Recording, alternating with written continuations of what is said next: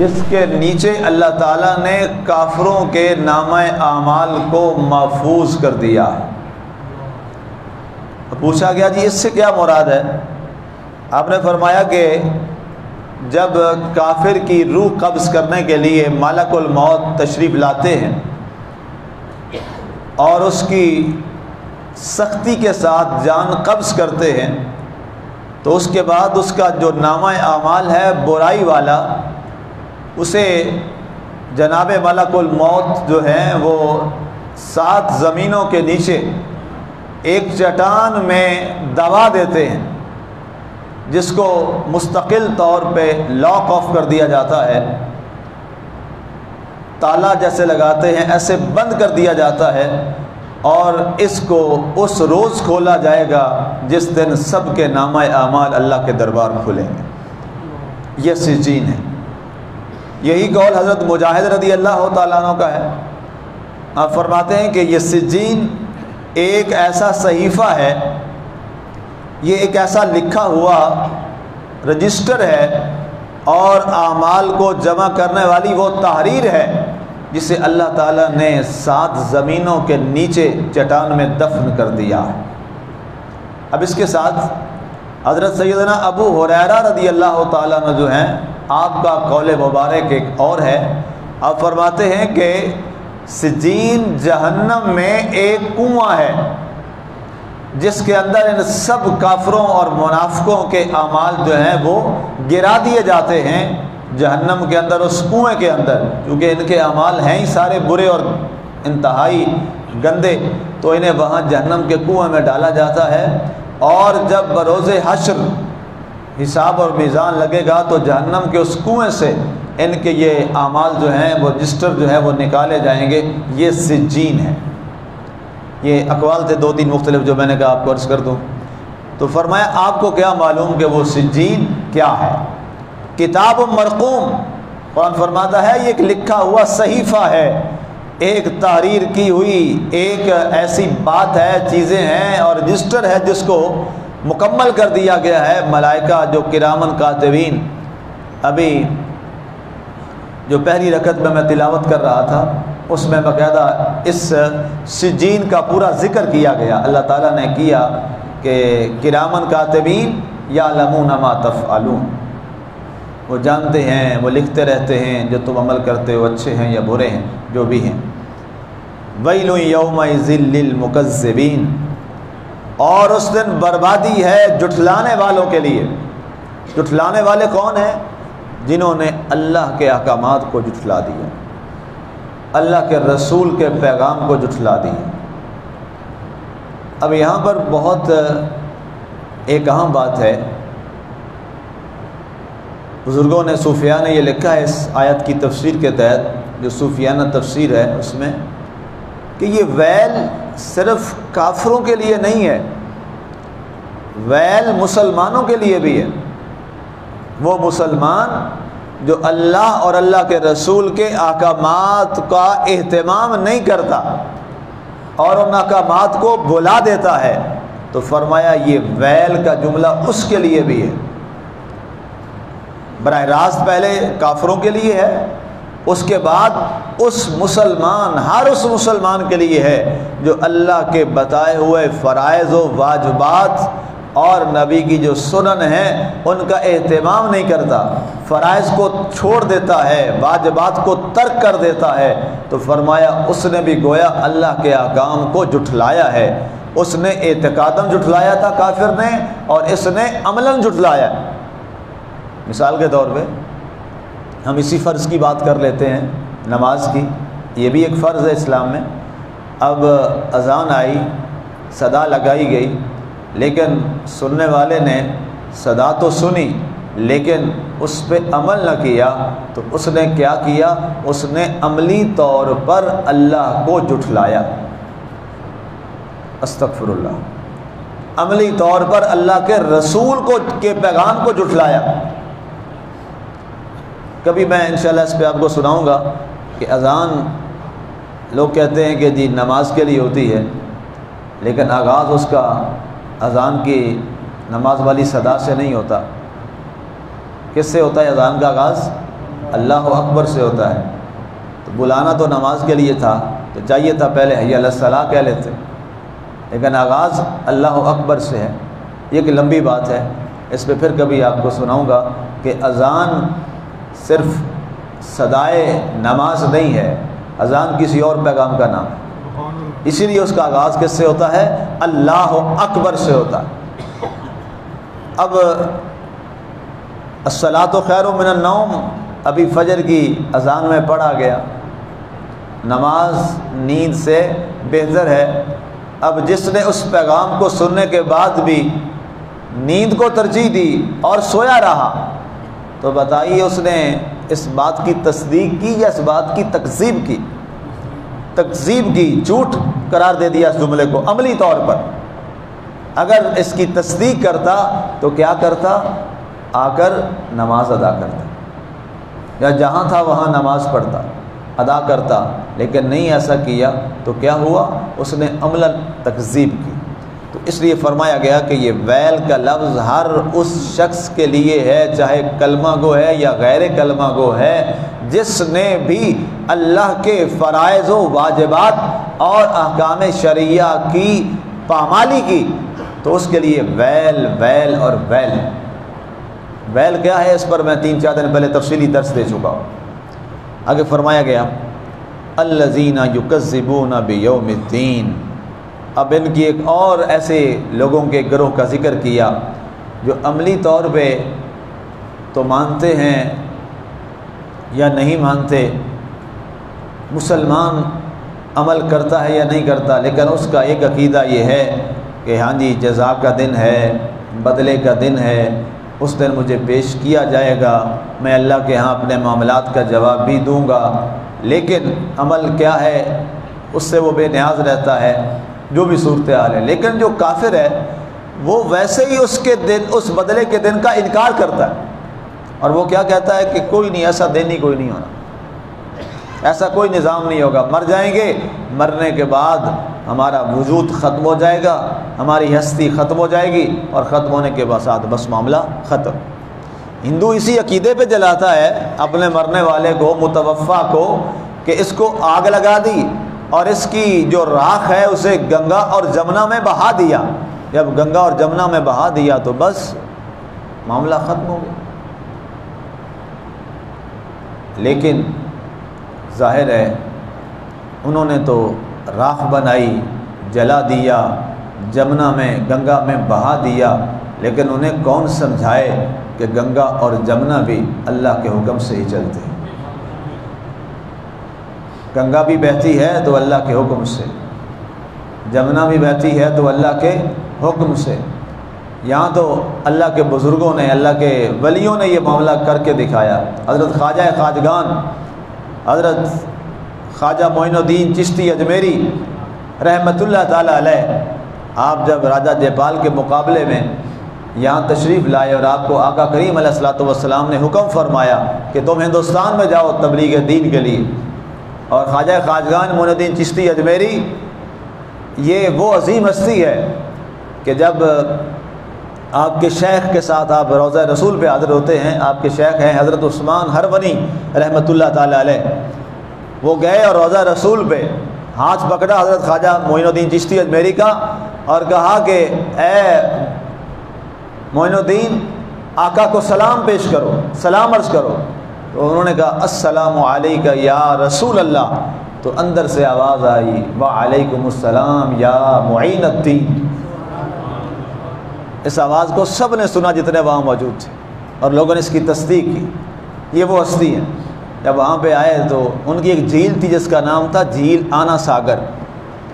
آپ وضو وغیرہ کے لیے ظاہر پانی چاہیے ہوتا ہے، تو آپ جھیل آنا ساگر کے اوپر آ کے آپ بیٹھ گئے۔ اب یہ جھیل وہ تھی جہاں اس کے سارے ریاستی اونٹ بیٹھا کرتے تھے، پانی وغیرہ استعمال ہوتا تھا۔ تو انہوں نے کہا جی اس کو یہاں سے اٹھاؤ۔ آپ نے کہا ایسے تو نہیں ہو سکتا، ہم تو یہیں بیٹھیں گے، ہم خود تھوڑے بیٹھے ہیں، ہم تو کسی کے بٹھائے بیٹھے ہیں یہاں پہ۔ اب جب معاملہ بگڑا تو آپ نے فرمایا اچھا تمہیں پانی کا معاملہ ہے تو جاتے ہوئے ہم پانی بھی اپنے ساتھ لے جائیں گے۔ آپ نے اپنے خادم سے فرمایا جاؤ ہمارا لوٹا لے آؤ مٹی والا، مٹی والا لوٹا لایا اور اس کو آپ نے جھیل آنا ساگر میں ڈالا اللہ کے حکم سے. اس اللہ کے بندے کے یہ کرامت تھی, اللہ کے حکم سے سارے کا سارا پانی آپ نے اس ایک لوٹے میں سمو دیا اور جھیل ساری خشک ہو گئی. یہ تو اللہ کے نیک بندوں اور تعلق والوں کا معاملہ ہے. وہ تو خیر اللہ ہے, اللہ وہ تو اللہ ہے. تو کیا گنگا بہہ سکتی ہے اللہ کے حکم کے بغیر؟ جمنا بہہ سکتی ہے؟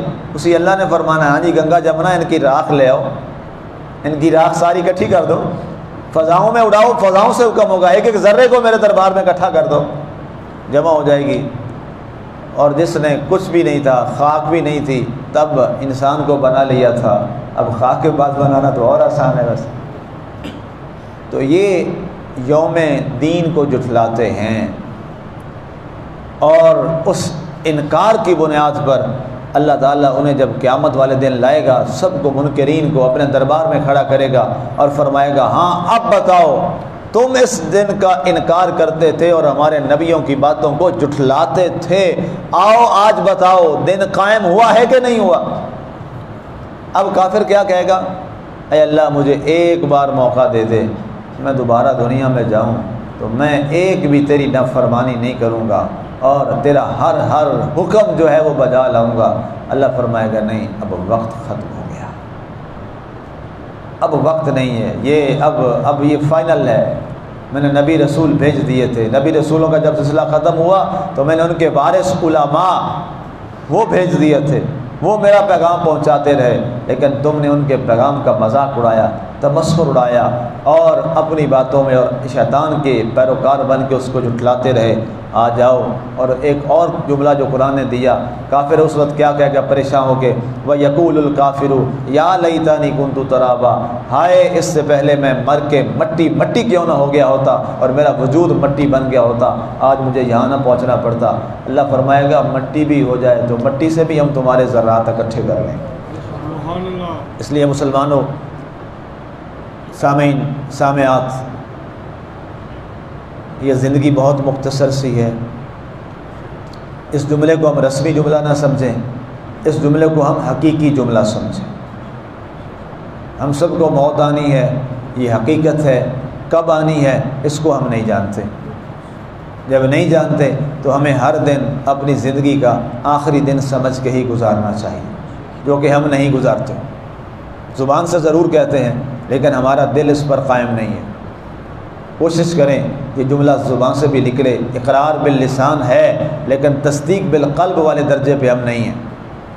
اگر تصدیق بالقلب جس کو مل جائے اور وہ دل سے کہے ہاں واقعی مجھے نہیں پتہ مجھے کب موت آ جائے, تو وہ ہر روز اپنا سر مالک کے سجدے میں ضرور جھکا کے اپنے دل کا آغاز کریں کہ شاید یہ آج کا دن میرا آخری دن ہو جائے زندگی کا. اس لیے کوشش کریں. اسلام عمل مانگتا ہے, اسلام عمل مانگتا ہے. اسلام محض زبان کی باتوں کو نہیں, اسلام سارے کا سارا دین جو ہے وہ پریکٹیکل ہے. اسلام کے بارے ایک بڑا مشہور جملہ میں اکثر بولا کرتا ہوں کہ اسلام ایک ضابطہ حیات ہے. Islam is a complete code of life.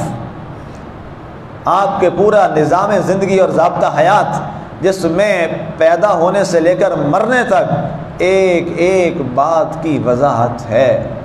آپ اپنے بچوں کی پرورش کرتے ہیں اسلام کے مطابق, یہ آپ کا دین ہے. آپ اپنی روزی کماتے ہیں دین کے مطابق, یہ آپ کا دین ہے. آپ نظام زندگی چلاتے ہیں, یہ آپ کا دین ہے. آپ جا رہے ہیں آ رہے ہیں, شادی ہے, خوشی ہے, غمی ہے, عید ہے, کوئی بھی موقع ہے, ایام ہیں, آپ جو بھی مناتے ہیں, ہر عمل جو کرتے ہیں وہ شریعت کے تابع ہے, تو سمجھ لیجئے آپ دین پہ چل رہے ہیں. لیکن اگر جتنا بھی اچھا عمل ہو, ٹھیک ہے جی, متبرک عمل ہو, لیکن اس میں دین کی اتباع نہ ہو رہی ہو, تو یاد رکھنا وہ گناہ ہے, وہ کفر ہے, وہ برائی ہے, وہ شیطانی عمل ہے, چاہے وہ جتنا خوبصورت اچھا عمل بھی. میں اس کی ایک سادہ مثال دے کے بات ختم کرتا ہوں. جو نکاح ہے یہ اللہ کے نبی صلی اللہ علیہ وسلم کے فرمان کے مطابق یہ ایک بہت بڑی عبادت ہے. نکاح کیا ہے؟ عبادت ہے. یہ آپ کے ایمان کا تحفظ ہے, اسی لیے فرمایا گیا تمہاری بیوی تمہارا آدھا ایمان ہے. تمہاری بیوی تمہارا آدھا ایمان ہے۔ اب اس کا کیا مطلب ہوا؟ یہ دین ہے، لیکن اس شادی کے موقع پہ آج جو ہم کرتے ہیں، اگر وہ کر دیا تو آپ نے عبادت کو شیطان کے رویے اور شیطان کی اتباع میں کر کے اس ساری بابرکت چیز کو آپ نے بے برکت کر دی۔ اور معذرت کے ساتھ ہماری 99% شادیاں جو ہیں وہ بے برکت ہیں، اسی لیے کہ ہم اس عبادت کو بھی نعوذ باللہ رسم دنیا کے حوالے کر دیتے ہیں۔ ہر بات پہ کہتے ہو دنیا کیا کہے گی، اور کبھی یہ بھی سوچا کرو رب کیا کہے گا۔ ساری زندگی کیا کہہ کہ دنیا کیا کہے گی، دنیا کیا کہے گی، دنیا کیا کہے گی، پھر بھی دنیا کو راضی کر لیا؟ کبھی راضی ہوئی دنیا؟ نہیں ہوگی، کبھی بھی نہیں ہوگی۔ دنیا کہے گی، دنیا کیا کہے گی، دنیا کیا کہتی ہے؟ بھائی ایک ہی بات کرتی ہے، مر گیا انا للہ و انا الیہ راجعون، چلو جی قبر دفن کر کے سٹو ہو گئے، یہی کرتے ہیں۔ اس کے علاوہ کیا کرتے ہیں؟ کچھ بھی نہیں کرتے۔ اور جو فوتگی پہ آئے ہوتے ہیں نا جی، آج کے غم گساروں کے ناز نخرے اور انداز دیکھ لو غم منانے کے کیا ہے۔ جو آئے ہوتے ہیں جنازے والے دن، کتنا افسوس والی بات ہے، میں نے ان کانوں سے سنا ہے، جنازے والے دن کہہ رہے ہوتے ہیں نا، یہ ذرا بوٹی ہمیں ڈال دو، سالن کے اندر بنایا بوٹیاں تھوڑیاں سی، کیا ایسے نہیں کہتے؟ بتائیں، یہ غم کرنے آئے ہیں؟ یہ دین ہے؟ کوئی دین نہیں ہے، کوئی غم کرنے نہیں آئے، صرف رسم دنیا کے لیے آئے ہیں، اور انہیں رسم دنیا والی ادا ہو جائے گی، اللہ کے ہاں اجر نہیں ملے گا، اجر نہیں ملے گا۔ اس لیے میں نے کہا بار بار یہ جملہ میں دہراتا ہوں، اسلام عمل پہ کھڑا ہے، اسلام آپ کے دل کا نام ہے، دل کے معاملات کا نام ہے۔ ہم ہر جگہ پر رسم دنیا ادا کرتے ہیں، کبھی رسم للہیت بھی تو ادا کرو، کبھی مصطفی پیغام بھی تو اٹھاؤ، کبھی سیرت نبوی کا پہلو اور اس کا چیپٹر بھی تو کھول کے دیکھو، وہ کیا تھا۔ ہم اتنے درندہ صفت ہو گئے ہیں، سگا عزیز بھائی فوت ہوا پڑا ہے اور ہمیں بوٹیوں کی پڑی ہے، ہمیں نقص اور عیب کی پڑی ہے۔ مسلمان وہ تھے جانے جا رہی ہیں اور ایک پیالہ کہتا میں نہیں پینا، میرے دوسرے بھائی کو دے دو، دوسرے نے کہا میں نے نہیں، تیسرے نو دے دو، میری خیر ہے۔ جب تیسرے کے پاس گیا تو شہید ہو چکا ہے، دوڑ کیا کہ پہلے کو دیں، وہ بھی شہید ہو چکا ہے اور دوسرا بھی شہید ہو چکا ہے، اور جام اسی طرح پڑا رہ گیا، کسی نے بھی نہ پیا۔ یہ تھے مسلمان۔ آج ہم کہتے ہیں اگلے کا جام بھی میرے ہتھی چڑھ جائے۔ وہ زمانے میں معزز تھے مسلمان ہو کر، اقبال نے کہا وہ زمانے میں معزز تھے مسلمان ہو کر، اور تم خوار ہوئے تارک قرآن ہو کر۔ اس لیے مسلمانوں بہت ہو گیا، نکل آئیے ان چیزوں سے، رسومات سے، اللہ سے تعلق جوڑیے، مالک کو راضی کیجیے، مالک کو بس، مالک کو راضی کریں بس، اور وہ انسان کے بہت تھوڑے عمل سے بھی راضی ہو جاتا ہے۔ دنیا سارا کچھ بھی کر دیں پھر بھی خوش نہیں کبھی ہوگی۔ یہ دو دھاری تلوار ہے جی، جس کے سامنے بھی دندانے ہیں، بیک پہ بھی دندانے ہیں، ہر طرف سے کاٹتی ہے دنیا، ہر طرف سے کاٹتی ہے۔ اس لیے اس پہ مت تکیہ اور بھروسہ کیجیے، بھروسہ صرف اللہ کی ذات پہ کیجیے، اس کے ساتھ تعلق جوڑو، انشاءاللہ دنیا بھی سنوار دے گی، کل قبر بھی سنور جائے گی، حشر بھی سنور جائے گا۔ اللہ تعالی ہمیں عمل کی توفیق عطا فرمائے، آمین۔ وما علینا الا البلاغ۔